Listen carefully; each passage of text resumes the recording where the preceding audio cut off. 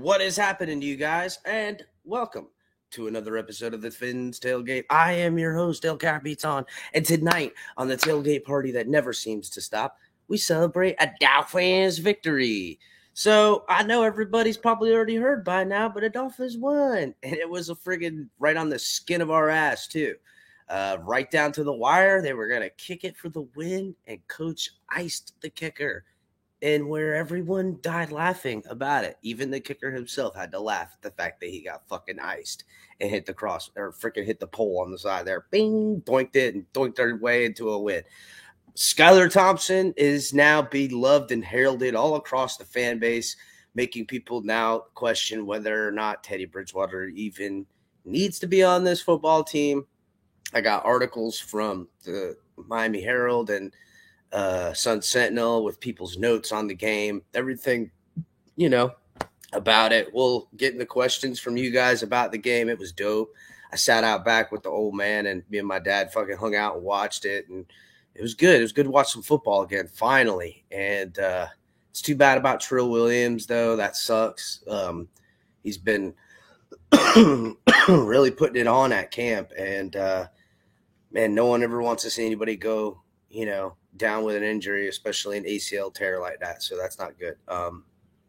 But, at least it was only Trill that went down, I guess. I don't know. It could be worse. Tua didn't play, as you guys know. So, at least we're not the Jets right now where their quarterback's injured and their team is pretty much done for now. And so, but guys, before we get going, make sure you're hitting the like button on your way in. Make sure you're checking out all the great content we have here on the network. Tonk 7, TMI Tuesdays, live around 9 with color co-hosting on there with them. Thursday nights and days and times you can catch Color doing it.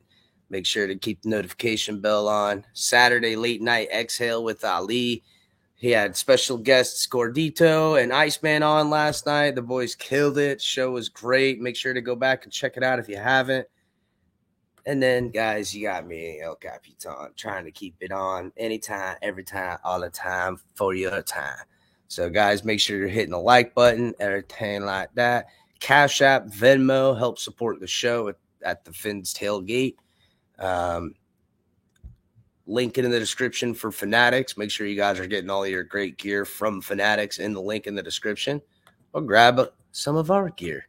Got some swag up in that, man. Get yourself a hat. Get yourself a flag. Represent. And also, guys, we're partnered with Backroom Collections. Link is in the description. Use offer code #TFTG and get 10% off all your purchases. And what's happening, everybody? How goes it? In here early. Who was it?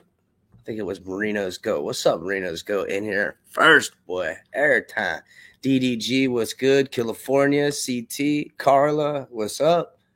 Ryan, what's happening? Bentley, Aquavision, Scott, King Mill, what's good? Green Rat, Mean Mantis. Fins up 74, how goes it? Bill, what's happening, Bill? AVS Champ 2020, what's good? Batman's Pops, Chef Jew, Familia up in here, what's going on? Dolphins Realtor, John, Delusional Patriots fan. The real question is if Tua Nears will turn on Skyler and say he didn't support Tua and is a bad guy. Yeah, you know what? That could be the turn for the worst, I would say. Hopefully, I don't think it's going to happen. What's happening, Alec? This beard had me looking old as fuck. Yeah, I know, right? No, being old as fuck got me looking old as fuck, dog. That's what it is. Mob Rule was good.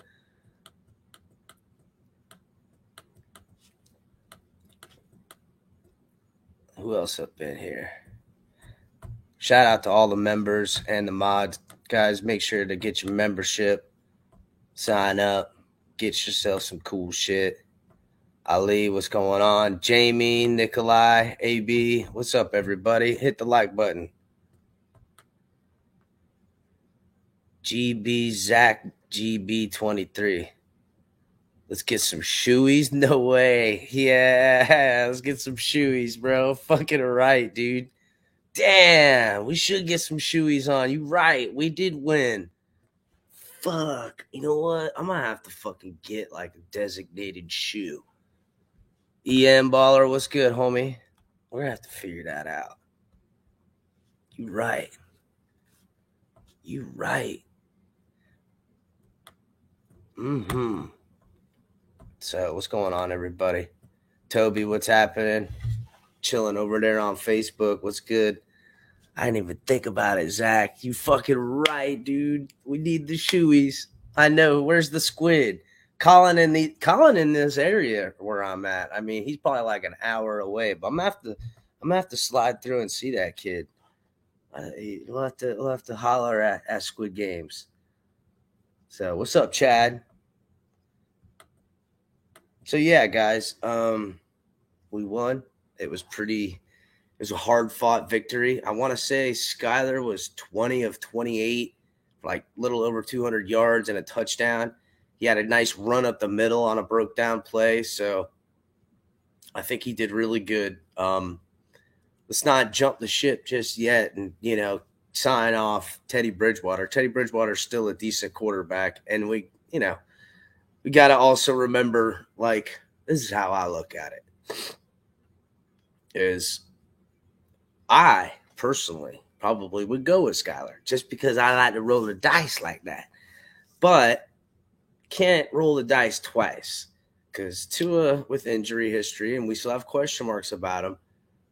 We know what Teddy Bridgewater is. Teddy is Teddy Bridgewater. He's not gonna fucking wow you, but he ain't gonna kind of fuck up either. Like, he's a good enough quarterback. He's a top 25 quarterback, 27 quarterback, whatever. He's a starting quarterback in the NFL that we have as a backup. And Mike McDaniel, as much as I like the guy already, and I definitely love the system he's installing here, and I want that to be our system. I still won't forget what I've been saying all offseason. It still is potentially a 1-year trial for him if things just blow up or, it doesn't work out with Tua. I mean, look, listen, we're going to the fucking playoffs this year. If you don't get us there, I need to know why we didn't get there and who can be blamed. And chances are it's going to be him that gets blamed. And it might cost him his job, especially if they pivot off this quarterback and pivot into a coach and try to bring something here, a la Sean Payton, a la fucking Tom Brady. I don't know. I just know that shit ain't going to work out for me if we ain't winning in the playoffs this year, and I want heads to roll. So that being said, he's got to know that too. He's got to assume that. And so having a guy like Teddy Bridgewater as my backup, if Tua fucking don't work out, might be the only motherfucking thing that saves his job. Now, don't get me wrong. If we didn't have Teddy and Skylar came in as QB2, even if we were losing and winning or whatever, it'll be fun as hell to watch. You know it will. It's always fun as hell to watch when you got a young QB like that just fucking slinging a rock all over the damn place. But you can't just, roll the dice twice, like I said. Now, the story ain't yet to be written either. This is just one preseason game. Buddy comes out and plays, I don't know, say he plays this game or the next or whatever game they play the most in again. And he plays it and he's got like 300 plus yards and fucking 300 plus, 3 touchdowns and shit and 40 yards rushing. He just freaking puts on a clinic. Then, all right, fuck out of here, Teddy. I mean, whatever. Buddy's shown that he's not only been good, but he's been consistently good. But I will say I enjoyed the show he put on. He had awesome command of the offense. He, getting guys lined up, calling the motions. I mean, he handled a fucking pretty quick-paced, high-moving offense that had a lot of fucking movement in it, and he handled it well. So, I mean, kid was good. That's right. Skylar Airwalker, Tommy Gun Thompson. Something like that. Yeah, I mean, something like that. Kid did good. No one can be displeased with the output Buddy put out. And if you are, you're a fucking hater. I don't know what your problem is. Get over yourself. But for the most part, I mean, he killed it. He did all right. Couple other people I thought deserve a little bit of tip of the cap. Elijah Campbell. That cat was everywhere, dude. He was all over the place. He had an interception. He, he was down on some tackles. We did see Channing Tindall a little bit. He did all right. I want to say he played like 25 snaps or 21 snaps. I didn't see him in a bad way, so didn't really stand up off the screen or anything like that. Hey, there is new to the channel, Jan from Costa Rica. What it is, Jan? Costa Rica hanging. What it is.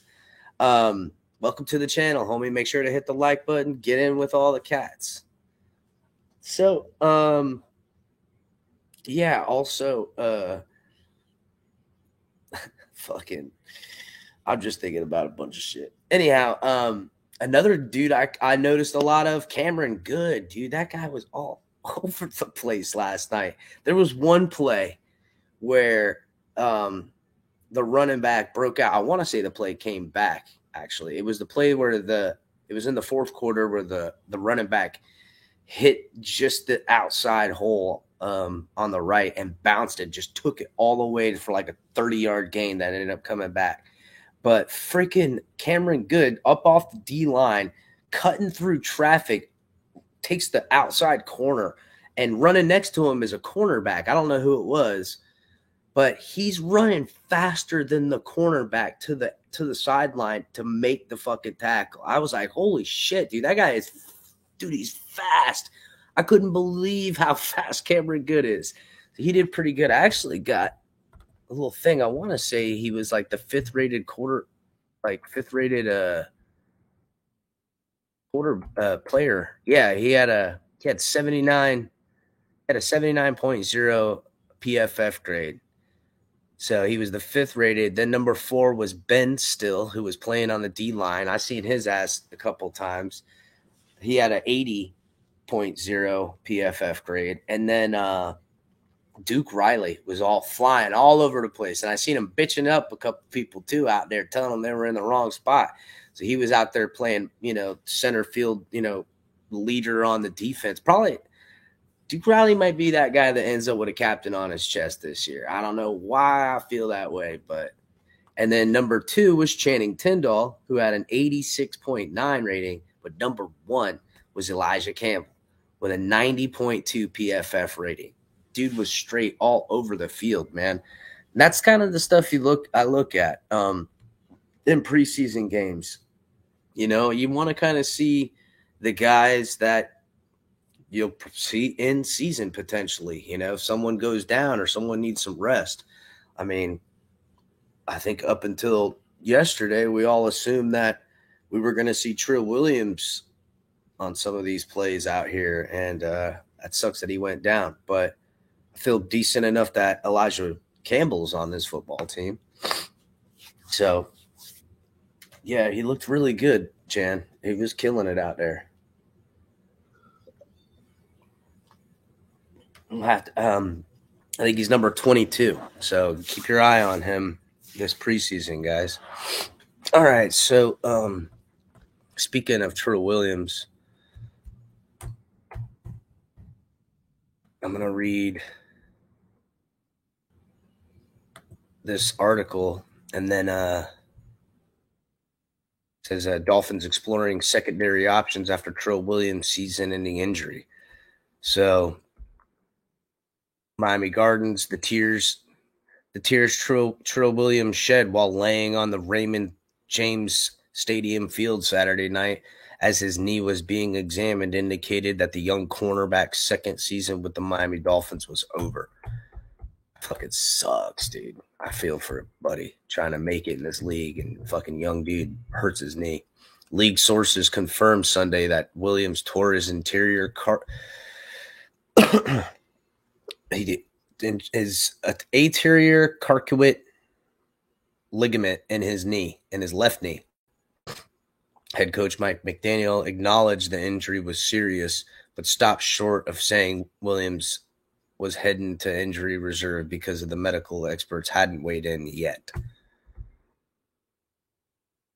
But the injury Williams suffered on the defensive final drive of Saturday's 24-26 preseason win over the Tampa Bay Bucks shook the team emotionally. Damn, it was the final drive too. That sucks.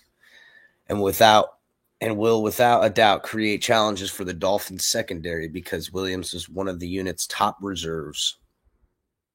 I hate to see an injury like that for a guy who's been working as diligently as Trill has, McDaniel said.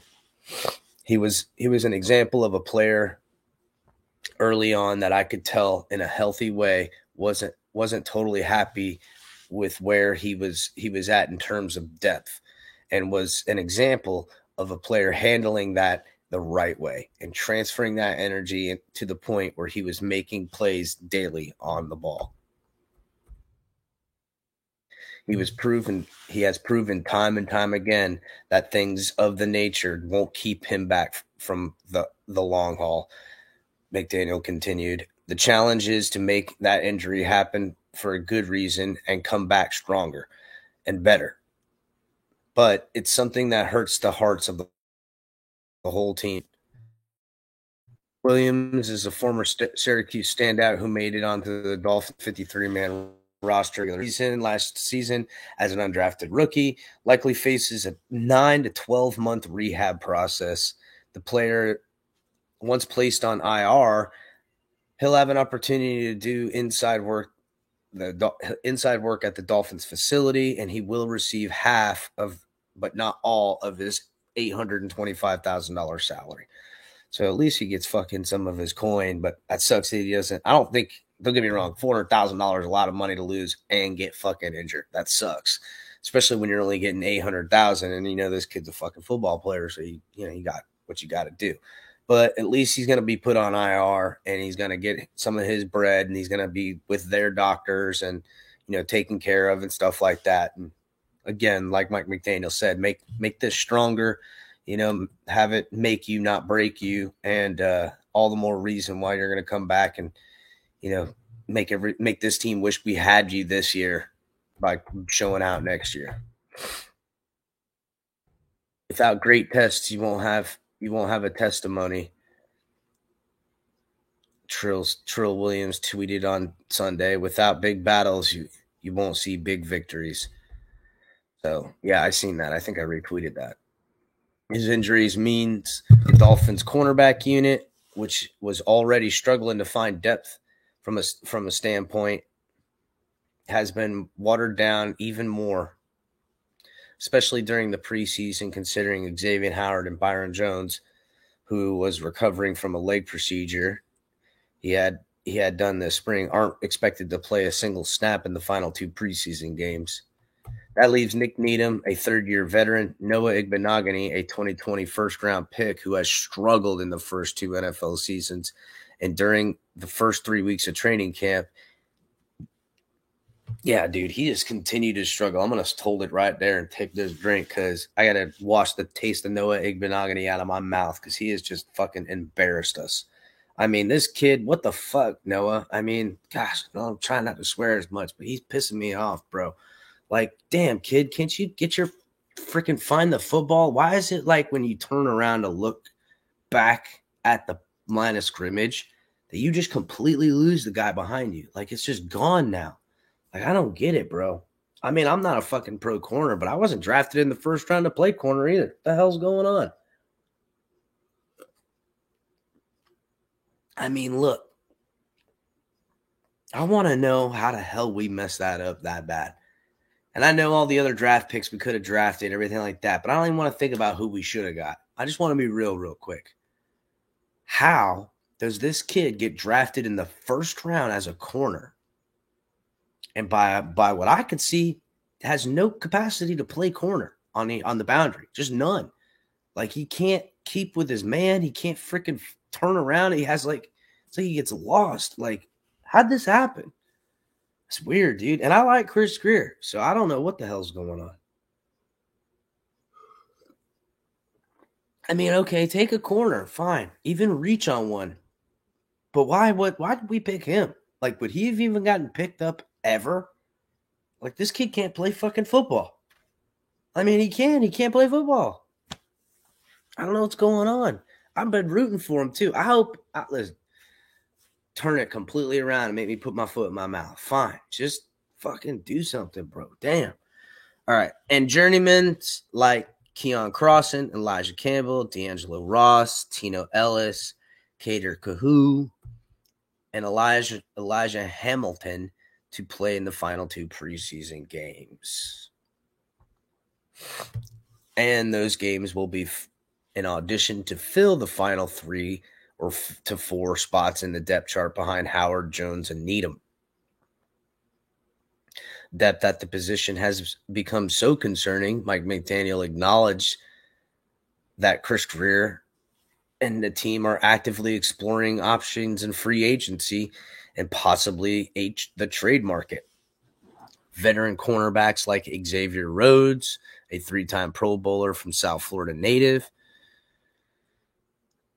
Chris Harris, a 4-time Pro Bowler who started 11 games for the LA Chargers in 2021, Joe Hayden, a 3-time Pro Bowler who started 11 games for Houston last season, AJ Bouye, 2017 Pro Bowler who started 7 games for Carolina in 2021, Janoris Jenkins, a former Pahokee High standout who was a Pro Bowler in 2016, are all available free agents. I heard from a rumor that the Dolphins have reached out to Janoris Jenkins. So, unconfirmed, but heard it today that Janoris Jenkins has been reached out. Me, personally, Janoris Jenkins a little long in the tooth for me.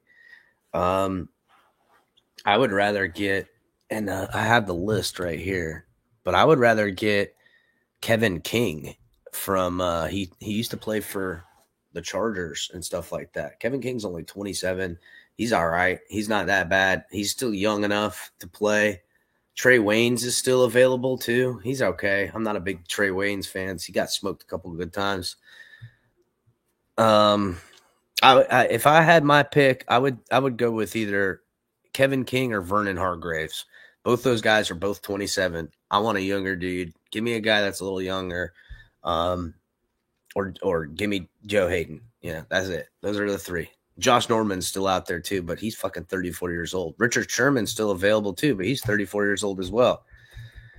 But I don't really want a dude in their 30s. Give me some guy that's 27, 28. I mean, that's just the way it is.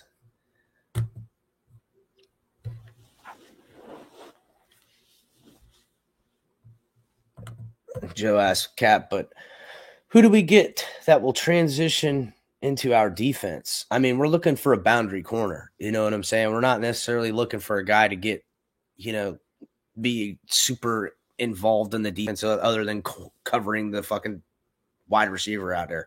So, I mean, a lot of these guys got to be able to get in. Now, who would fit in with the team? That's a good question. But, I mean, a lot of these dudes are vets, young guy, they'll fucking get in where they fit in, bro. You know what I'm saying?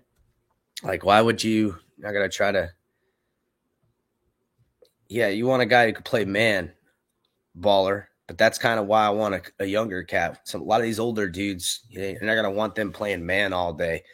I mean, it's a big ask. You don't put a guy that, is 33 years old to ask him to friggin' hold man all day. Why was he playing garbage time in preseason? Pseudo Spike. I mean, he's a friggin' guy. He's a bubble guy. I mean, other than how good he's played in practice, and we've seen him play well, he should have been playing. He's out there showing why he deserves a roster spot. It's just an unfortunate accident.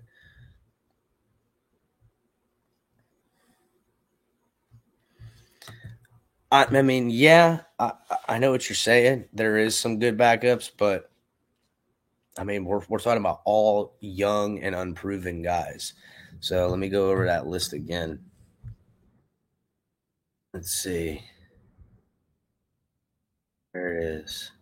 Okay, so I like Keon Crossan. He's doing all right out there. And I like Elijah Campbell. But D'Angelo Ross, Tino Ellis and Ross I don't even think Ross has been playing. Tino Ellis was getting smoked all fucking Bucks camp, like getting just straight embarrassed. Kader Kahu, I haven't heard his name at all. He's an undrafted free agent guy we picked up, and I don't think they think much of him because I want to say they only guaranteed like $50,000 to the kid. And Elijah Hamilton, I haven't found anything on him. So he's just an undrafted kid that I don't know nothing about. Now, will one of these dudes impress and become our next Nick Needham? Yeah, that was Trill Williams. That's who that was. That's what sucks. You know what I'm saying? Elijah Campbell, I'm feeling pretty good about, though. But if I recall correctly, he's like a 4-year vet, 3-year vet or something like that. So he has been doing good. I feel all right about that. But, I mean, I don't like that Noah is in the rotation. I need someone good enough in my rotation to X out of Noah being a roster spot that we apparently hang on to for him for whatever reason. I don't know. I don't know why he's on this roster. I can't explain it. I'm sure he's a really nice kid, but damn. Like, you holding up somebody's job, homie. Like this kid's got a job. Like, why are we holding him on as the football team? Yeah, Hamilton's a project. I mean, listen, some of these kids are going to clear waivers. That Hamilton kid's probably going to clear waivers. He'll be there on the practice squad. So let me get back to the article. Let's see.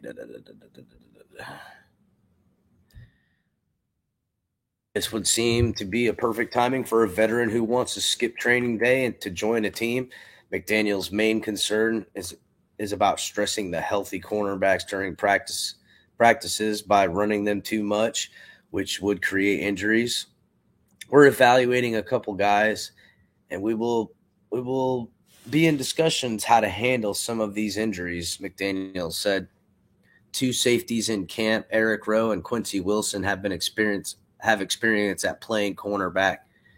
Yeah, it's Quincy Wilson, not Elijah Campbell, that I was thinking of. So yeah, I know Quincy Wilson's played some cornerback, and Eric Rowe can play, nickel in a fucking pinch. And the Dolphins could provide them with a few snaps on the boundary or in nickel corners. Rowe spent half the time in 2019 season playing cornerback before he was moved to safety, where he is primarily used as tight end coverage. He's been getting pretty involved in the defense in a good way, and I kind of like that. Where he's at in terms of his play. There's a new side of him that's on display in the joint practices, the salty side of Rowe. He was getting competitive, and I like to see that, McDaniel said, discussing Eric Rowe, who contributed 71 tackles, forced 3 fumbles in 17 games played last season. Damn, I didn't know he had 3 forced fumbles last year. That's pretty fucking good. I like where he's at, but he does have versatility, and we can go with that down the road if need be. So at least Eric, this is what I've been trying to tell people. Everybody's like, get rid of Eric Rowe. Da, da. I'm like, dude, you guys have no idea. First of all, the fucking whole football team loves Eric Rowe. Dude's a baller. And you guys are over here trying to get rid of him. And I'm telling you, he's a freaking backup plan for all over the damn field. So, and I mean, I know it was 2 years ago, not last year, but he was the freaking tight end eraser 2 years ago. He was shutting down everybody other than Kelsey got some big catches on him. Fucking Kittle got some big catches on him. But the best tight ends in football were getting a couple of good catches on him. Other than that, he just erased a mofo tight end. So the guy's pretty good. So we need to keep him around. He'll be picking up some of the slack, hopefully. Let's see what we got here. Blah, blah, blah, blah, blah. It's an article from Daniel Foussier. His thoughts on Trill Williams and then where the cornerback stands. Let's see what he says real quick. This might be the best Miami Dolphins roster in a decade, but there still is one. But it's still one with several holes, particularly in backup positions on the offensive line and at cornerback. This is something I said early and often, guys. Cornerback depth is a fucking problem. And cornerback depth can become an even bigger problem now with the loss of Trill Williams, season-ending injury on Saturday, yada, yada, yada. 4th cornerback candidates. One of the candidates, Williams, lost for the season, left knee. Let me see, just scanning through it.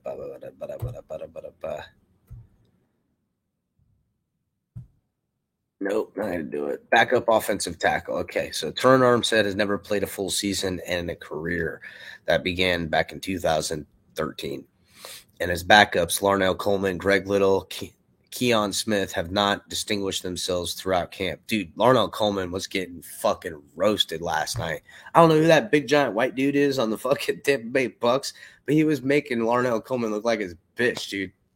He straight got inside on him, outside on him. I mean, he just worked him. He made Larnell Coleman, who looked like a big dude to me, not look that big. He made him look small.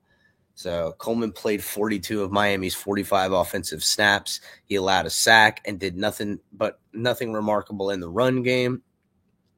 You know who I did see in the run game a couple of times pulling was Solomon Kinley. I don't know how the hell you can miss him. The guy is a shit brick house. He's so big, dude. He's such a freaking monster. I talked not that long ago about Solomon Kinley being a guy that could be traded, but I don't know if he did all right, dude. He moves bigger, he moves faster than he looks. And if he can move just a hair bit faster, dude, he's so big. You get out in front of him. There was a play where he pulled and he came out and there was a fucking corner or safety there that met him. And he just freaking took his ass and drove him back into a bunch of other Bucks players and just fucking fell on top of everybody. I mean, he just looks like he's hurting everybody he touches out there. So, I don't know. Solomon Kinley doing some dirty work, but I digress. Smith logged.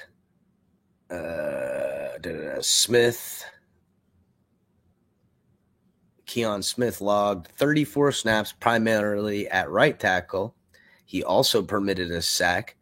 Little sat out with an injury.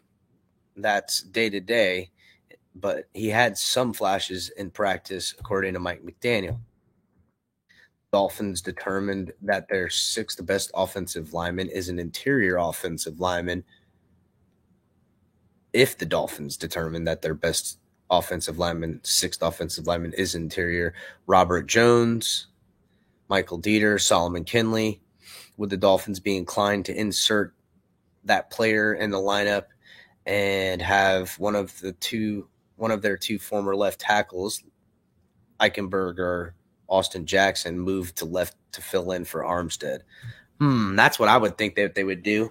That if Armstead goes down, whoever's playing left guard would kick out the left tackle, and then they would move one of these other guys inside. That's what I would fucking do. But that's what he's asking. And would they bring in Jones, Dieter, Solomon Kinley, one of those interior rotational guys to fill in the void in the case of Teron Armstead missing time? I don't know. That's personally what I would do. Moving a player that's in a spot where he's being productive. Now you have two spots that are less than one thing that you can work around. That's one thing you can work around, Mike McDaniel said. There are expectations to that. Left tackle is an interesting one from the starting point. I would try not to move the starter out of position to cover up another position. So he's saying he wouldn't do something like that he would like to just have somebody as the backup left tackle. So right now with Larnell Coleman and that other dude, Keon Smith, they didn't look too good as the bookends. I wanted to see, I don't know why they took Robert Jones and put him in at guard. His freaking arm length is so long. Why don't they keep him out at tackle? I thought he did all right in his short play last year at right tackle. He played, I don't know, towards the end of the season he was playing right tackle. I thought he looked okay. I wonder why they moved him inside.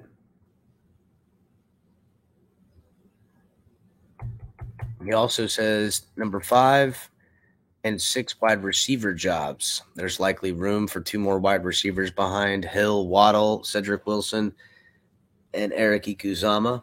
Trent Sherfield started Saturday's game opposite Wilson. He caught one pass for 33 yards and is a favorite for one of those 2 jobs. At least potentially one job for winner of the position between River Craycraft, Mohamed Sanu, Lynn Bowden Jr., Preston Williams, Braylon Sanders, and every player plucked from in August. Bowden and Williams have been made available in trade talks, and Bowden helped himself the most on Saturday with 3 catches for 55 yards and 1 punt return for 18. Bowden could give the Dolphins something to think about, though. Bowden he did all right. I mean, that was the first time I remember seeing Bowden look like the Bowden. He hadn't looked like that in practice, but he looks pretty good, especially on that punt return. He shaked and baked a bunch of mofos. So I always wanted Bowden to stay on this football team, but something tells me that all he did is exactly like this article is saying, help himself, lose his job. Let's see. Williams didn't have a target on offense, but he did return 2 punts for 13 yards. Sanu, who ended last season with Mike McDaniel and the Niners, he had 3 passes for 39 yards and shouldn't be discounted.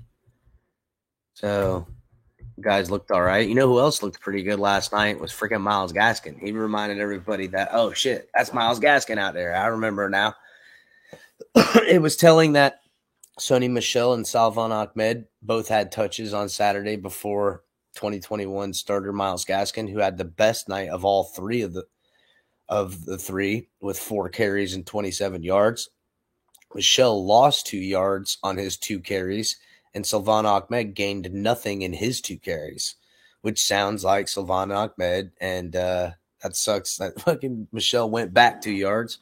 And Myles Gaskin, again, proved something I've been saying for a while. That guy is super hard to keep off of a 53-man roster because when you forget, like, there's bad, and we can remember the bad, but, like, kid goes out there and he looks good. I wonder if he was banged up last year towards the end. Backup edge player, while number 4 cornerback and backup offensive tackle are problematic. That's not the case for determining which player to keep behind Emmanuel Ogbah, Jalen Phillips, Melvin Ingram, and Andrew Van Ginkel. I mean, damn. Porter Gustafson, who had a handful of sacks in camp practices, started the defense and played well. Darius Hodge had a sack on Saturday. Rookie 7th-round pick Cameron Good had 6 tackles, a deflected pass. I'm telling you, the kid was all over the place. Cameron Good did himself a hell of a lot of favors last night. He was impactful. I remember seeing him and thinking, damn, that's Cameron Good. He is pretty – his name Good. That's all you need to know. He good. Brendan Scarlett, who had worked at both linebacker and defensive end, has value. That's going to be another dude that's hard to keep off the football team because Brendan Scarlett did drop in as linebacker, and he looked good as a linebacker too. There's room for only 1 or 2 of these guys from this group. I would say Brendan Scarlett gets it, and I don't know. I would take Cameron Good. I'd put Cameron Good on this football team. That kid. But then again, we got 2 more preseason games. I'll know more come later.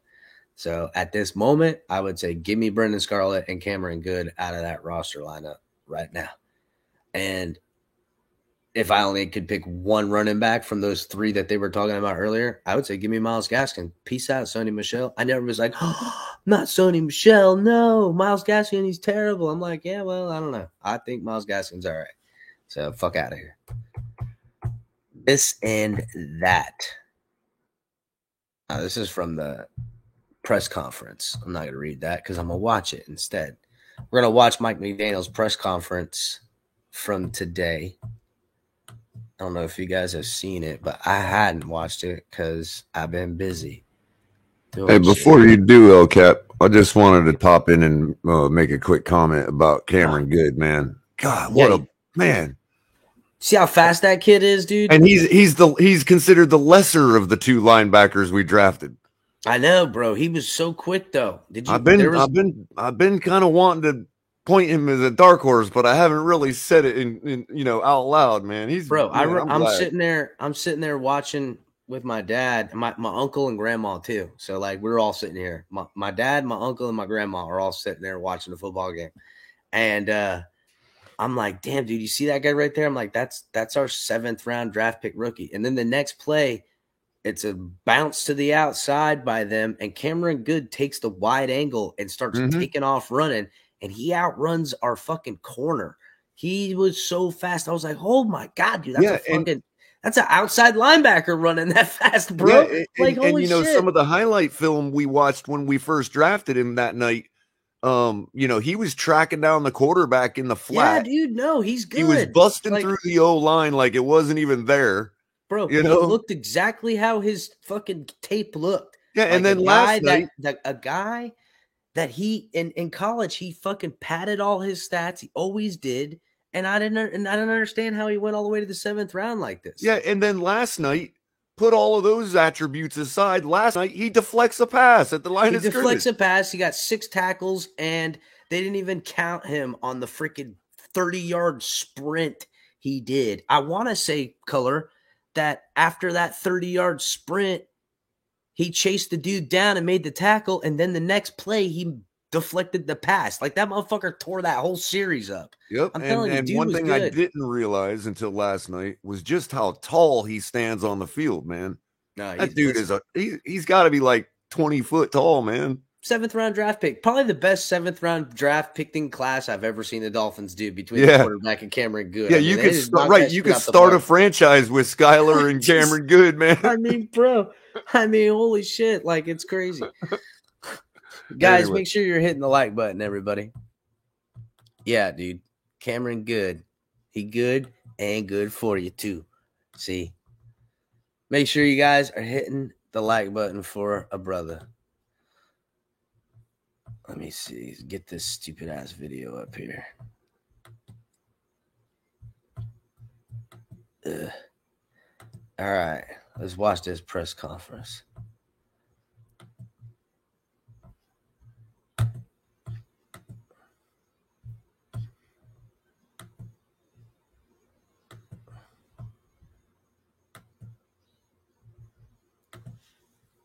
Oh, God, it's taking forever.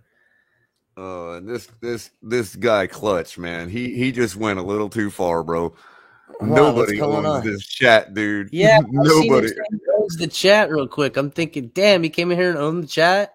Man, first of all, if you don't think Patrick Mahomes is going to regress in some way, you haven't been watching Tyreek Holmes in the secondary for the last 6 years.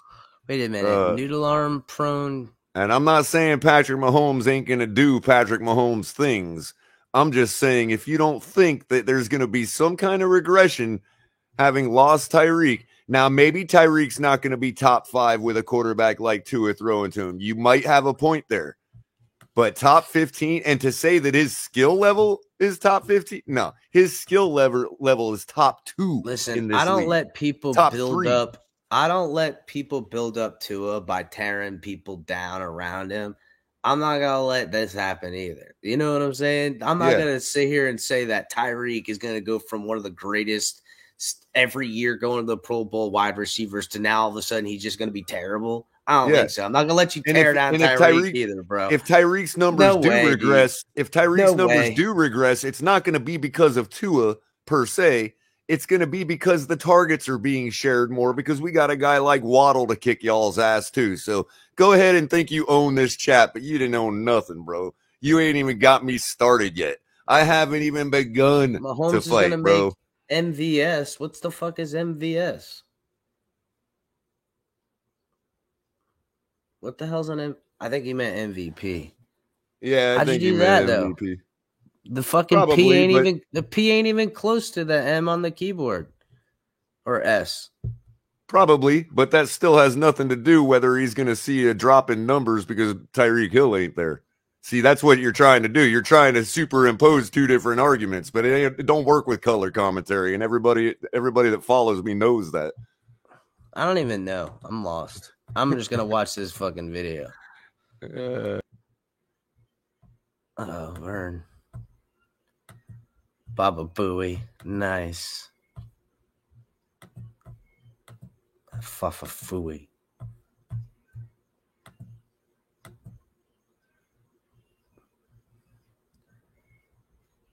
Damn, they make you wait a whole fucking 8 minutes.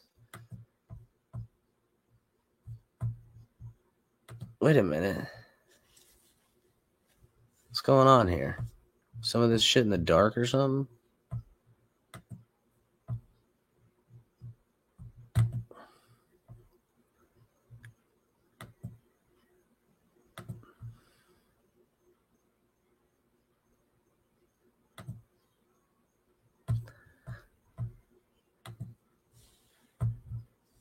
I was wondering, I think Omar and I were both wondering this, about whether you and Josh and Chris have talked about any possibility of moving Eric Rowe back from safety, where obviously have good depth to cornerback. Oh, no, I think first and foremost, that was you hate to see an injury like that for a guy that's been working as diligently as Trill has. He's really, he was an example of a player early on that I could tell in the healthy way that he wasn't totally happy with where he was at in terms of depth and you want to talk about an example of a player handling that the right way, transferring that energy to the point that he's been making plays daily on the ball, and you can tell from his teammates how pumped they were for him. So, it's one of the hard things about the profession that I really struggle with when I see that happen to someone. At the same time, I think he's proven, time and time again that things of that nature won't keep him back over the long haul. The challenge is to make that thing happen for a good reason and come back stronger and better. But it's something that I think it hurt the hearts of the whole team, myself included. With regard to Eric Rowe, he's been, getting pretty involved in the defense in a good way, and I kind of like where he's at in terms of his play, and he kind of there's a new side of him that was kind of displayed in the joint practices. I was talking to the team about the salty side of Rowe, and he was getting competitive, and it was really cool to see. I like where he's at right now in his position.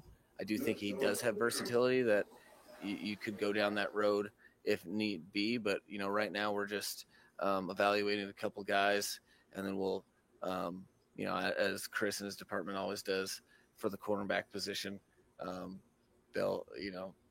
we'll be in discussion of how to handle some of these injuries and moving forward, what we need to continue to develop and not overdo the other existing corners on the roster. Forgive me, I don't know your total number on the roster right now, but cut downs are coming. I think it's Tuesday. Where are you guys in that evaluation process? No, that's something that we talk a lot about people getting opportunities every day and how valuable, and every practice is so valuable, and every opportunity is so valuable. So it's a balance where going into preseason game before you know that there's a cut, you're kind of saying the State of the Union right then, fully knowing that when there's opportunities in front of people, you don't make your mind up because you learn so much about players each and every time they're out on the field, specifically when you have to handle the emotions of a game. So that we're long discussions last week, and then some discussions that we started today, but then we're careful, this is their livelihoods, and it's also the team and organization. These are big decisions that when you have a competitive, talented roster like we have that they've built here, and that we're growing right now, you don't take them lightly at all. So you discuss them. We discussed more today, but we'll sleep on it. Further discussion comes tomorrow. It's just a constant communication with Chris and myself, as well as the coordinators and position coaches for every real decision that we make. And to the team's credit, it's not easy, and that's a good thing for the Dolphins. It's not. There's no brainer. Oh yeah, this guy is a fish out of water. No, it's far from that. So we'll continue to discuss that before we make those final decisions, which are tough, and that's good. Two-part question about I'm stealing Barry's thing. But the first one's very quick. Greg Little's absence last night, was that injury related? And also, how would you describe his performance at camp so far? Oh, okay. That's 1.5, and I'm okay. 1.5 I can handle.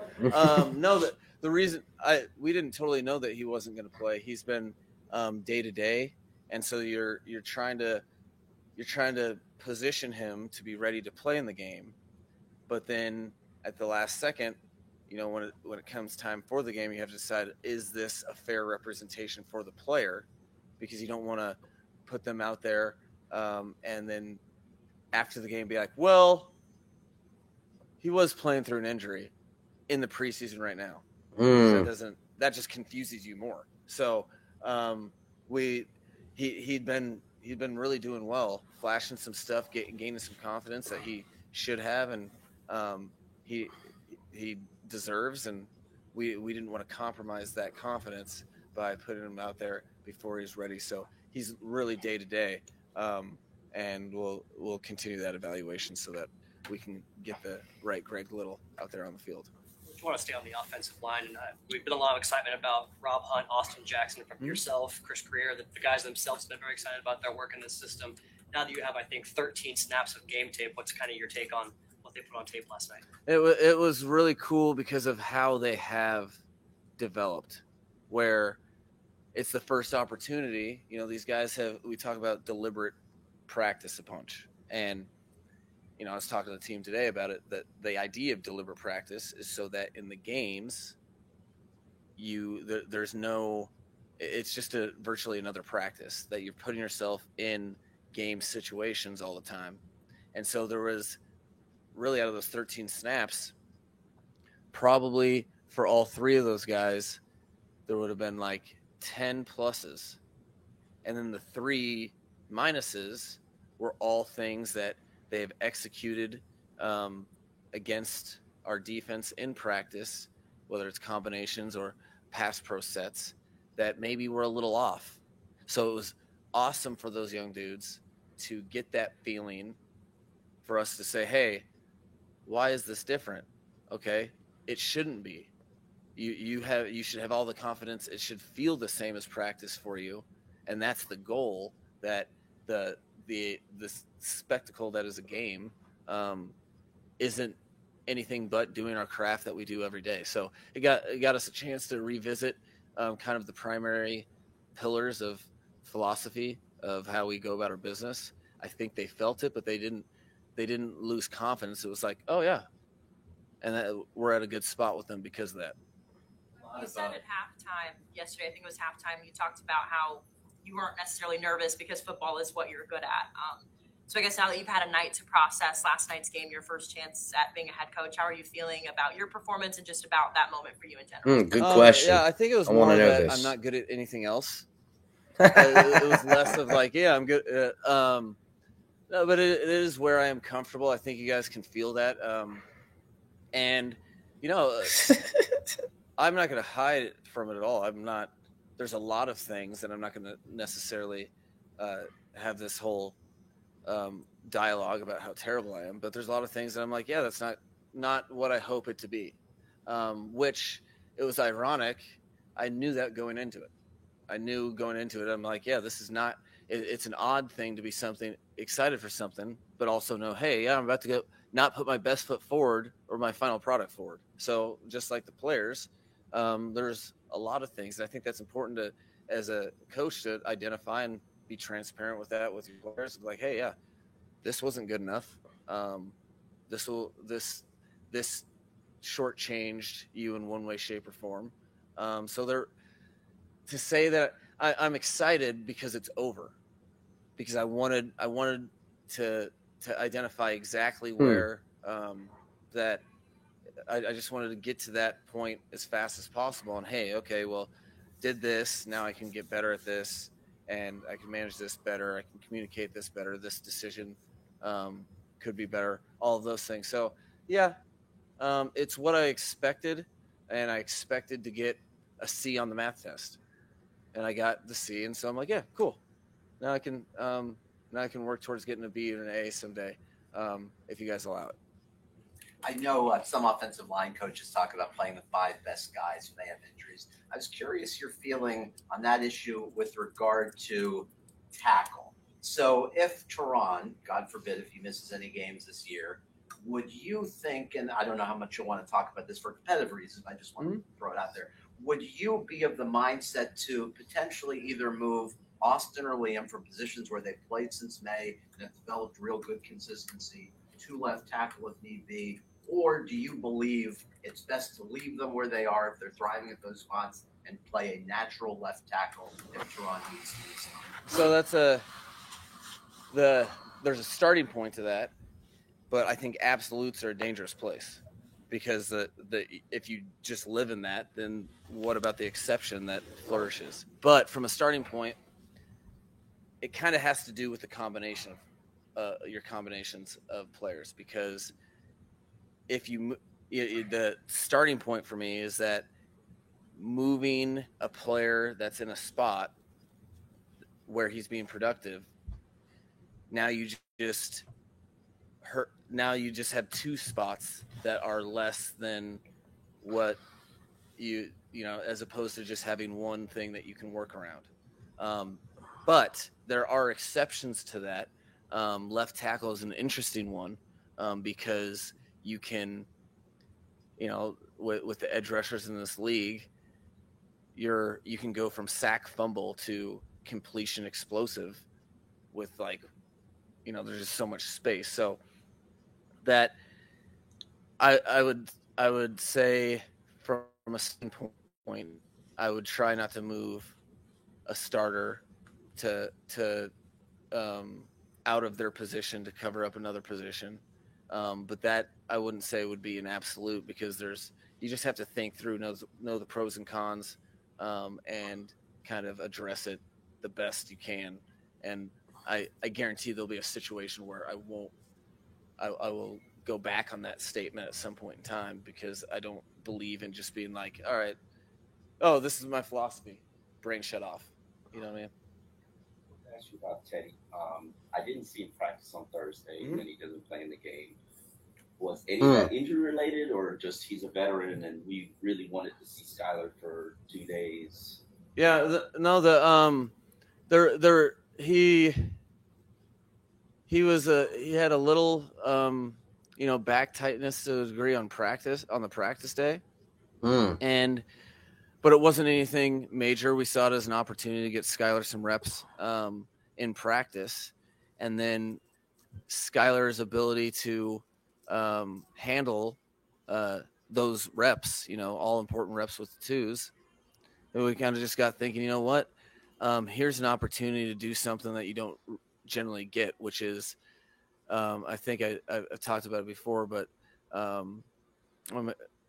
had one experience with Sage Rosenfels when I was coaching in Houston, and Sage's point to me that always stuck out with me was like, yeah, I'm so much better coming in as a reliever. It's so different when you're not preparing as a starter and then in game you come in and play. But then when you have whether it's a night or a week to prepare as the starter, for whatever reason, it's just a different set of circumstances that psychologically Sage was like, I didn't flourish in. And that always stood out to me, because like, I wouldn't know that, but it was like, that's probably real. And I think that over time you can look at quarterback success and see that that is more common than not. So I was paying attention to it after he planted that seed. So fast forward to that week, and I was like, wow, here he is operating at a pretty high level. If he does have to play, should circumstances present itself, when else could we have that opportunity where he would be a known starter in a 3 preseason game? That would typically, that would come up in the 4th preseason game, and you could cross that bridge. But 3, you can't really, in conjunction to how Tua is performing, where I thought that the first team quarterback was at, and then that practice, we're like, hey, why not do this and see how he reacts? And we learned a lot about the guy. I think his teammates did too. So it was more really the opportunity to started plenty of games, and I think you could see by Skylar's play that he was pretty ready, although he'll be hard on himself and say there was plenty of stuff that he missed. That was kind of the objective. So essentially what he just said there is that they tested Skylar, see if he could handle it, threw him in the water, and Buddy fucking swam like a champ. I thought he handled it well. Mindset of, okay, I'm going to start. Right. No, and wear that for preparation for the night before for that. Yeah. Sleep. That was something that I like it. That like I said, that you just try to observe surroundings, and that's something, it stood out to me so much because I'd never been in that position and I never thought about it that way. So yeah, that was exactly what we thought. Wow, we can get this. He swam like a dolphin. I like that. Why go play Teddy for a quarter? I like it, DDG. I like it. Shoot, are we going to get this? Throw him in the deep end, and he swam like a dolphin. Beautiful. Before live bullets ever down the road. Let's see what this kid's made of. Like for record keeping purposes, children are on different IR. Yeah, I think that's it.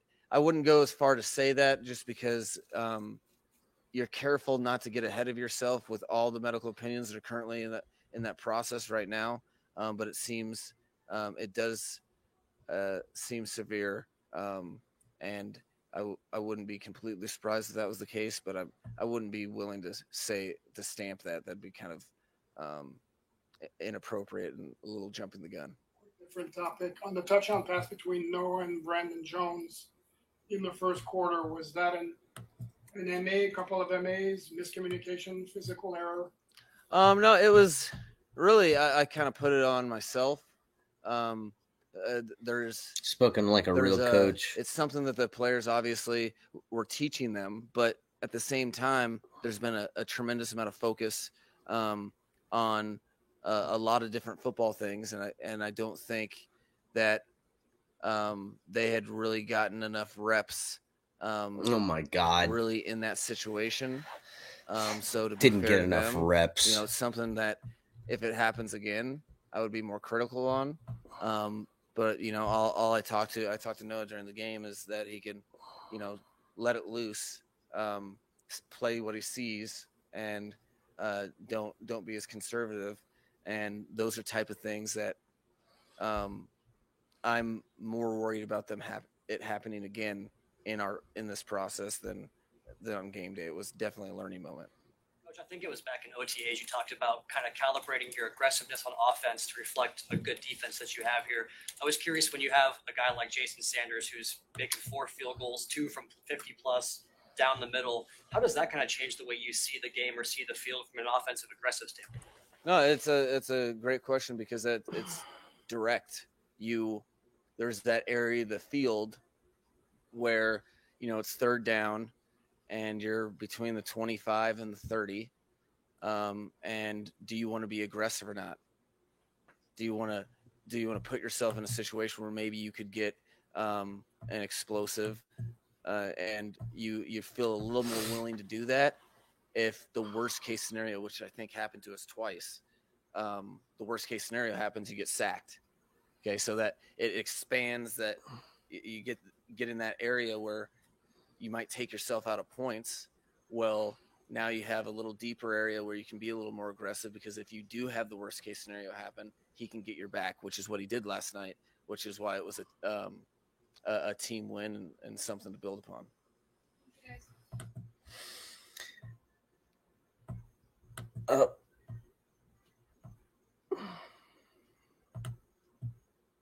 Jeez.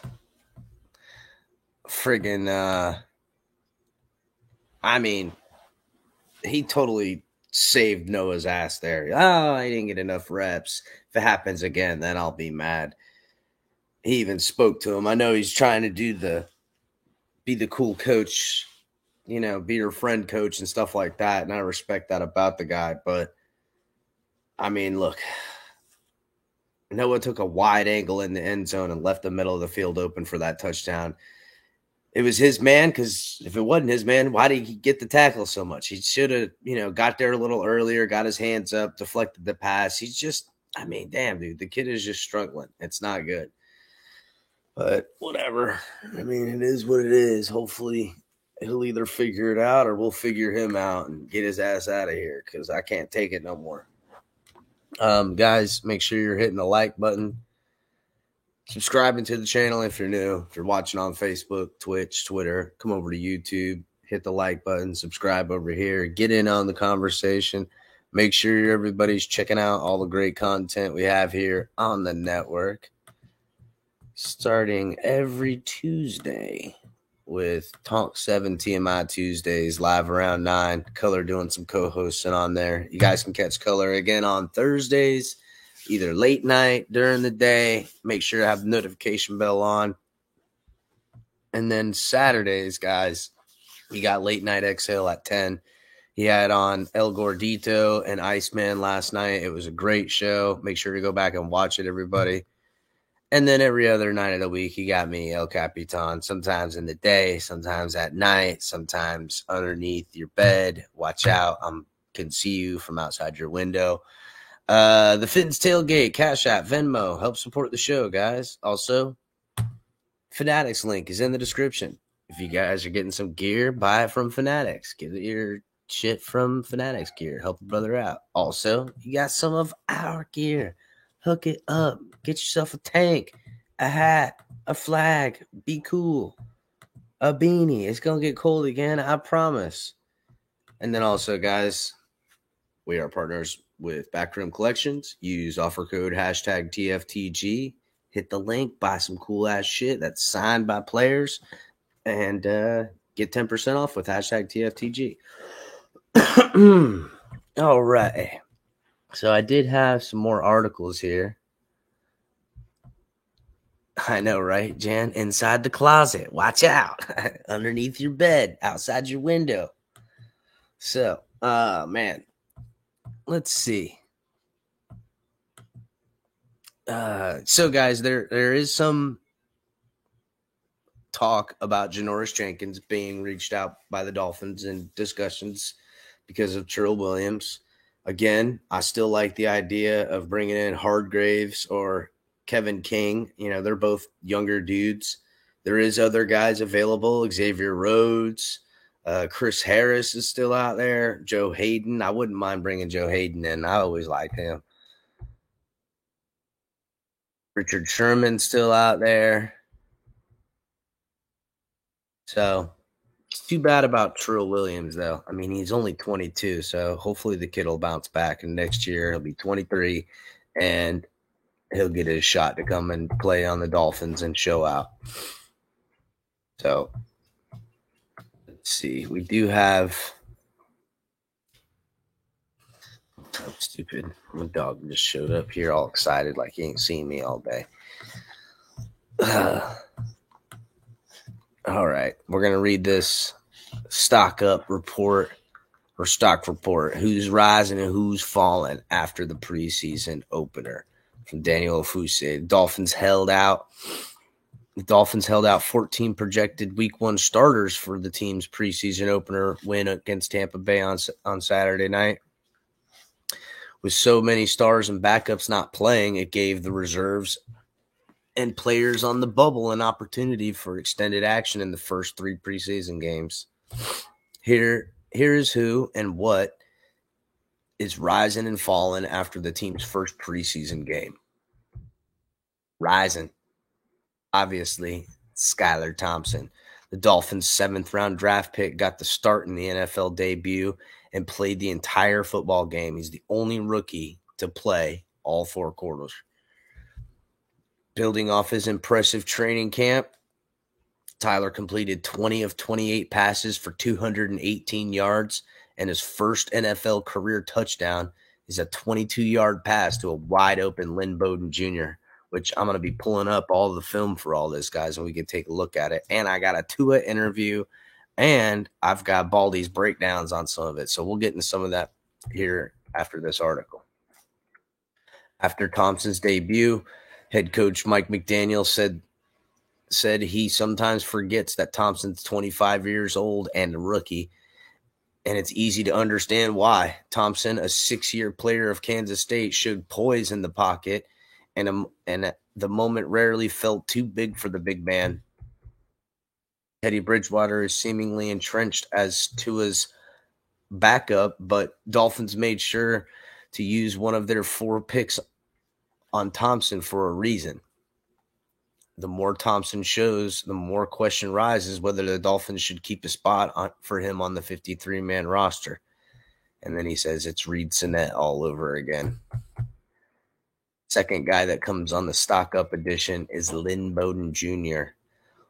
Whether it's a roster spot value or trade value, Bowden helped his case Saturday night.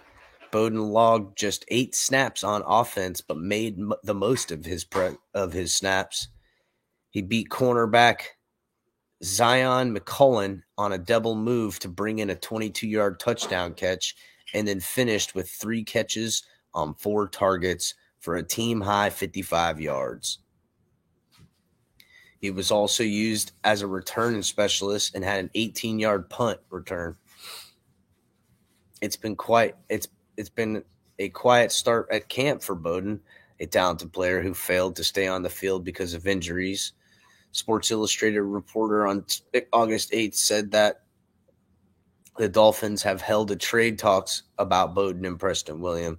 However, head coach Mike McDaniel praised Bowden's demeanor through it all, and this could be the start of a turnaround for him. Next up on the stock up edition, Jason Sanders. Life can be fickle for an NFL kicker. After making 36 of 39 field goals in 2020, the Dolphins struggled in 2021, missing 8 of 31 attempts, and a regression prompted fans' concerns about what had happened to their typically reliable all-pro kicker. If Saturday night was any sign of the future, Sanders seems ready for a bounce-back effort in 2022. He made all 4 of his field goal attempts and both of his tries over 50, including a go-ahead score for a 53-yarder. That had especially gratifying for Sanders, as the long-range accuracy was mainly the reason for his drop in performance in last season. In 2020, Sanders made 8 of 9 tries from 50 yards or more. In 2021, he connected 2 of 4 on such attempts. So, all right, so now for the stock falling. First thing on here, and this is something that I've been meaning to talk about, something I wasn't very happy with in the game, and that was the run defense, and this says the running game. McDaniel has much to be happy about after his team's preseason opener, but rushing offense isn't one of those things. The Dolphins finished with 49 carries on 49 yards on 14 carries, an average of 3.5 per touch. However, if you take out the 20-yard run from Gaskins and the 20-yard to 21-yard scramble from Thompson, the team totaled just 8 yards on 12 carries. Yeah, that's what it more looked like. If you take out Myles Gaskins' big run and Skylar Thompson's big run, you've got 8 yards on 12 carries. That's not fucking what I want. I need better running attack. The Dolphins played without left tackle Teron Armstead and center Connor Williams, who only played their other week 1 projected starters were Liam Eichenberg, Robert Hunt, and Austin Jackson for 2 series. However, the rushing offense has looked clumsy at times in camp, and it was uninspiring debut on Saturday. Next on the stock down is cornerback depth, and that ain't no BS, because after losing Trill Williams, our depth is done for. It was an overall rough outing for the group of young cornerbacks, as Xavier Howard sat out, with disappointing performances and injury casting a cloud over the position group. Noah Igbenogany, who has been thrown into the fire in camp covering Tyreek Hill and Jalen Waddle, was in coverage on Blaine Gabbert's 23-yard touchdown to Jalen Darden. The defense appeared to be in zone, but Noah wasn't able to recover on Darden's post route. Meanwhile, Trill Williams was carted late off the field with a lower extremity injury, and Tino Ellis was also shaken up with an undisclosed injury. McDaniel praised the progress of the group, but acknowledged that they might have to reassess their options in light of the recent injuries. The team's depth has been tested, with Byron Jones on the physically unable to perform list, Howard limited in practice. Saturday highlighted the question that remains behind the position group's top 3 players. And then the last is tackle depth.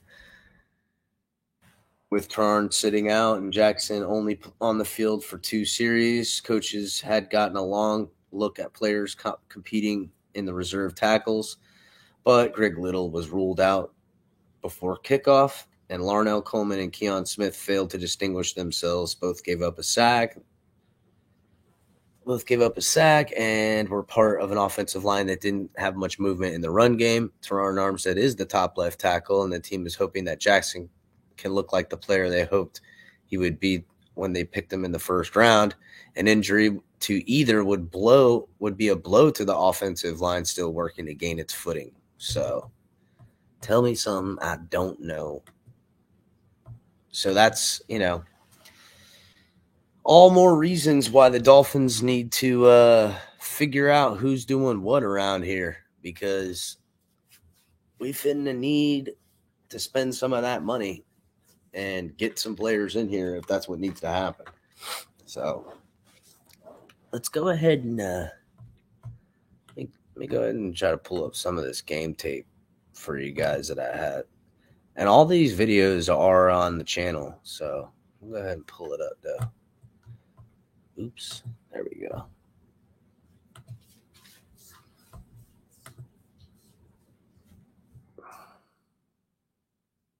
Here, let's do the Baldy's breakdowns.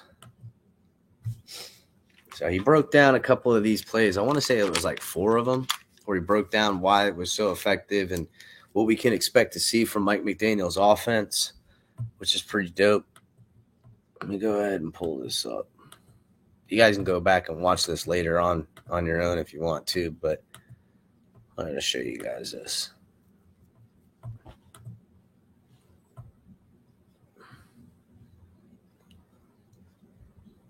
Yeah, see, they're all 1st and 10.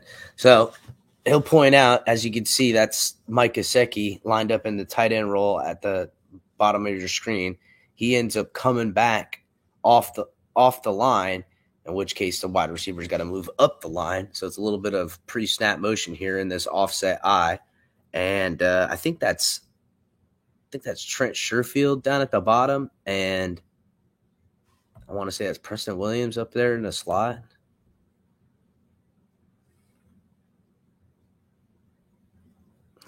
There he goes. Goes in motion.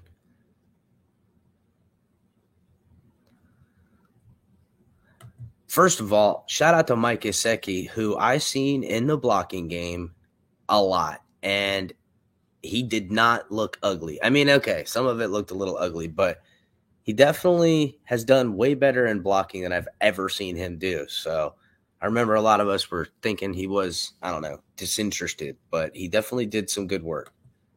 There he is setting the edge right now. Boom.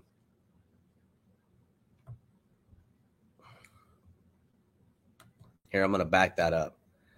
So here we go again. Look at Gesicki come from where he moved to motion and he comes all the way down here and he picks up the freaking block and he gets mowed over by the linebacker, but it gave Skylar Thompson. He's literally the edge setting block on this play. And that's how this outside zone sells it to everybody. Everyone's going left.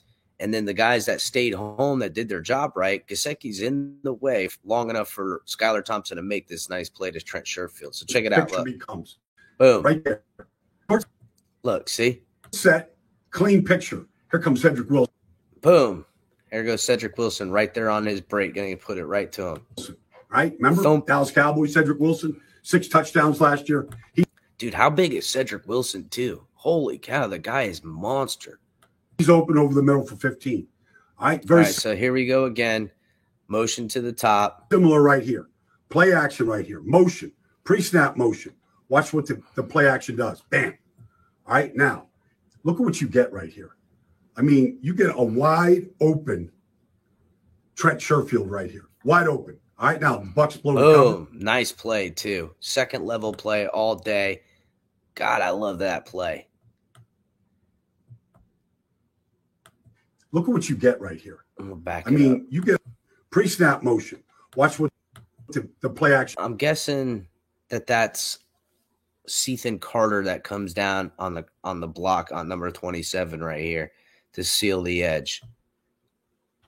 I don't know. I can't tell. I'm assuming that the second tight end on this is Cethan Carter, and the slot wide receiver, which is River Craycraft, he comes into motion to the top of the screen.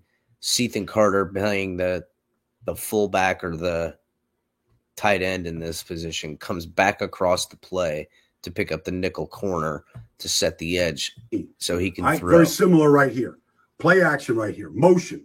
Pre-snap. See, what people don't realize, too, is that when you're doing all these guys coming back across the line and catching blocks, that gets into like a linebacker and a DB's head, that they're like, hey, I might be coming free off the edge, but now I got to keep my head on a swivel because I'm not coming free off the edge. Somebody's going to come and blindside me as I'm coming to get the quarterback, because that's what they're doing. They're coming up field to get the quarterback or set the edge and then go after the quarterback. But they got to keep their head on a swivel because if not, Ethan Carter will come across and fucking lay your lights out.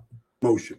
Watch So what it's a the play psychological action thing does. too. Bam. See, All right, now. and look, he bit Look on what that you get run right here. hard too. I mean, you get a wide open Trent Sherfield right here. Wide open. All right, now the Bucks blow the coverage. Way too soft. Looking at the run in the backfield, eyes in the wrong place. Big chunk, 33 yards. 1st and 10. Here it is. 1st and 10 shotgun now. Now here comes Bowden. Okay, cool. Bowden's coming in motion. All right. Now, this is a design call. Watch this double move by Lee right here. I mean, it is a great call and it's a great execution. Like, watch this. Stutter. Ooh, Bowden with a good move. Let me back it up a little bit. Watch him come off his route and fake the break and then double move his ass. I mean, it is a great call and it's a great execution. Bowden Like, looking watch this. fast on this Stutter. play too. See you. All right. What do you have? You get great protection up front. Handling the twist stunt. Skylar Thompson steps up, makes the throw. Dolphins dancing at the Ray J. All right. Beautiful. I love that, bro. I loved that play. That came right off that turnover and just took it. 6 seconds and scored on a 22-yard pass. In 10. Skylar Thompson under center. Here we go. You're starting to see it. You're teaching. Damn, is that the wide receiver that they just put? Is that Ikuzama that they put back there? I think 82 is that Ethan Carter, maybe tight end. I think that is Carter. It's got to be, right? Because Ikuzama's 87, right? So yeah, look, I'm telling you, Ethan Carter gonna make this fucking football team, bro. He's just too versatile. They put him Skylar in. Thompson under center. Here we go. They bring him in there into a power eye. And they're learning a system about how to get chunk plays on 1st down. Here it is, play action. Now, the Bucks blow the coverage. Okay, well, maybe this Just play look action at the fake right here linebackers. at I formation. Look at the got this linebackers. Let me first go down. back. Look at the linebackers all get sucked up. Look at Here it them is, come and play get sucked action. right. Now, Look at them. the Bucks They're blow- right on top of each other. All three of them are right on top of each other at the line. None of them have dropped back into coverage. That leaves your secondary exposed when you're not filling any of the freaking open grass in with other players. There's just it's hard. The coverage. Leaves your guys out there. Well, maybe this play action fake right here at I formation got this group to bite, step up. Look, see him? Nobody pays attention to Bowden, and he goes free for 49. Chunks. Now, it's all based off the run game. All right, so let's watch this Friggin' Lynn Bowden looking fast, bro. Where he been at? group up front. Watch them all step. Now, Maybe Lynn Bowden's just one of those dudes. He just ain't a practice guy. He's just not all that great in practice, man. But fucking put the lights on. The kid's a gamer. they step, and all they're doing is blocking the pattern. Block the pattern, let the back find the daylight. And that's exactly what Myles Gaskin does. He finds the daylight. This is a symphony. It's an orchestra. Fucking Myles And when Gaskin, everybody bro. plays their notes together, If he could have shaken and shook and baked that one dude just a little bit, he would have housed it. And this is the beauty too. Look at where everyone's going. Everyone's immediately coming down to one watch side. this group up front. Watch them all step. Now, Look at they that. step, and Look at that. all they're doing is blocking the pattern. Just Block pick the your pattern. guys, find the open hole. Let the back find the daylight. Thump. And that's Where's exactly the what open Myles hole? Gaskin does. There it is. He finds the daylight. This is a symphony. It's an orchestra. And when everybody plays their Beautimous. notes together, it's beautiful music. Beautimous. Mike McDaniel knows what he's doing, guys. You know what I noticed too? If you go back to the start of the play, Hold up. Let me share the screen again. this is what all this pulling and misdirection does for you. It's almost like its own. You know, when you see the defense roll in for a blitz look and then they back out. Hold on, Cap. The auto ad is turned off for some reason. So yeah, set it back to where right before the snap. But usually, like on the defense, when you see guys like give a blitz look and then they back out after the snap. This is literally what our offensive line does here. If you notice, right at the snap of the ball, they all angle like they're going to pull and run a counter trap. And then everyone's going go left. straight up. Now watch the linebackers flow to the right because of that. That's why everything sucks up to the right or to the left like that. Look at 51 trying to stop himself because he got caught following the pulls that never happened. Yeah, but that's where the run ended up going, though. Right. But because Look at that, 61 thought he was fooled and backed off, that opened it right up. No, he was following the tight end that came across in the formation. Well, yeah, Look, but that's watch. right. And because of that little motion that the lineman did right at the snap, that also sold him on the fact that tight end in the play was going that way. Then he realized after the snap, oh, they stood straight, kicked back to the right or to his left, and we still went in the same hole we were gonna anyway. It's just too much going on. It makes it confusing. Crazy. See how they like just like they're about to pull and then they stop. All as a unit. That leaves all the blockers there for Gaskin. Jesus, opens up dude, the hole. Number 51 says, "Oh, I screwed up when he didn't screw up." Look at Solomon Kinley on this play. That's him right there. The left guard on the guard on the right side, but the left guard. Watch him upend 94 as he comes back in front, or whoever is. Watch him. Number 44. Watch what he does. Thoof. It's fucking just picks him up off the ground. He's just when he every time. And that other guy that pulled number 80, whatever, that's pulling the other way. That's who 51. He read him and was like, "Oh, this is a counter trap," and he went back the other way, got caught by the blocker. And that left Gaskin on the left wide open through the hole, off tackle. Man, dude, every time Solomon Kinley touched somebody, they went flying. I don't care. Gaskin was number 51's man, dude. I'm almost sure of it. Oh, well, yeah, you're the middle linebacker. You're supposed to take the guy coming in the backfield. That's your job. Yeah, he took the cheese of the pulling lineman. I don't know what he did. He didn't do a good job. He did fine for my football team, though. He did a great job. So, yeah, let's see. We'll pull up some of these other plays that I liked.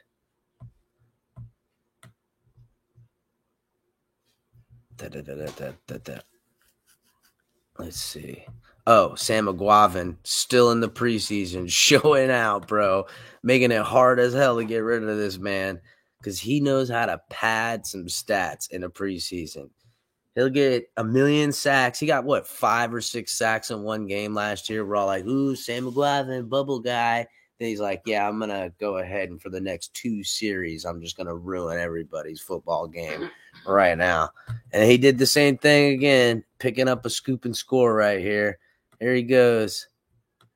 The ball in harm's way and gives Sam him a chance McGuavin gets stripped. That's out. Let's see the ruling here. By, I think that was Darius Hodge is number 41. That's a fumble on the field is the way it's ruled. Going the other way. Sam McGuavin is in for a Dolphin touchdown. Sam McGuavin. Sam McGuavin. Ball in harm's way and give them a chance to have in for a Dolphins touchdown. I think I need to put marbles in my mouth and I'll sound like one of those guys. Other way. Sam McGuavin is in for. Sam McGuavin is in the ball. What the fuck, dude? I ain't heard that before. That was hilarious. Hold on. Here we go. Sam McGuavin. Field is the way it's ruled. Going the other way. Sam McGuavin is in for a Dolphin touchdown. Damn, dude, I need to isolate that. Just play it on some things. In for a Dolphin touchdown. Oh, man. McGuavin is in for a. Sam McGuavin is in for a Dolphin touchdown. All right, that's enough of that. I'm sorry. Couldn't help myself. All right, hold up. Man, that was funny. Let's see. I got some more. El Capitan is in for the tailgate. El Capitan making fun of us on the tailgate. Sam McGuavin style. Making fun. All right. There was a Tua sideline interview. So we'll play that for you fellas and ladies out there. Make sure you're hitting the like button. Thank you. No, there's no comfort level yet. There's always nuances to Mike's offense, but I can't say that, we are getting comfortable, with time. Look, he immediately knew he fucked up by saying there's no comfortability yet. And then he's like, well, Actually, I mean to say there is comfortability. Let's start it over. There's no comfort level yet.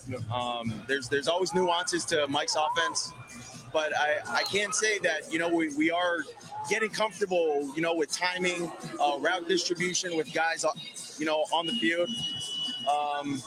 You know, and our communication, I think, has been, you know, a lot better, you know, as we're moving, you know, deeper into training camp. Man, he does not look interested right now. Bo, why'd you go over there and interview him? He was just sitting over there chilling. He's not ready for this interview. Not time, but yeah, how excited are you getting ready for the opening of this season? We're super excited. We're really excited. I mean, you look around, football's back, you know. When we step foot on the field today, I mean, you can smell the grass, you can see the fans. It's exciting. It's exciting. Appreciate your time. Thanks. Appreciate it. Good luck. Thanks. Gosh, I know it was a little longer than that, but that was pretty much the essential, you know. That was pretty much it. Should have just left him alone. Poor guy. He's just over here trying to support his team, hanging out with his buddies and shit. God damn. He was not ready for that interview at all. Oh, man. It's too bad. There's, I think that's all I got, fools. Let me see.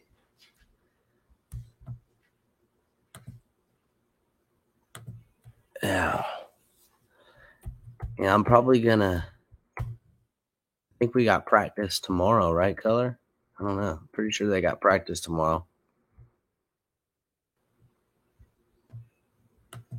Oh, Monday, I don't know. I mean, they better not have another day off. Like, I know they got whatchamacallit in here. Oh, yeah, so. I forgot we played on Saturday. So Yeah, we played on Saturday. It's got to be practice time. So I'm pretty sure they'll be doing some practice tomorrow. There'll be some videos coming out as far as interviews with the players. You know. Should be back in town tomorrow, too, huh? For practice, I mean. Oh, yeah. Oh, wait. Don't we play the Eagles this week? Don't we go away? I think the Eagles come to us. Yeah, I think the Eagles come to us. Ooh, good. We'll get some more scraps because I don't give a damn. I don't know if it's going to happen yet, but I'm trying to work my way to get into that joint practice, you know, at least once. Color. We need some of that footage, homie.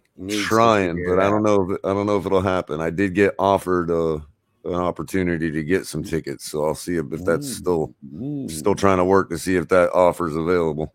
All right. Yeah, we need to, if you can get there because that would be dope. Put some more boots on the ground for the action Jackson. Start getting some more of these clips out there like we've been doing. Everybody's been digging the clips.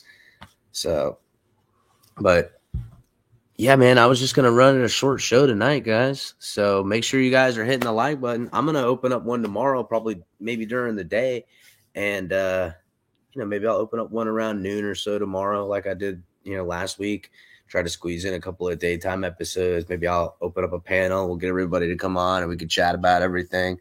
And, you know, if Color's boots on the ground there, we can catch them on the way back and, you know, figure out whatever we're doing as far as practice or something like that.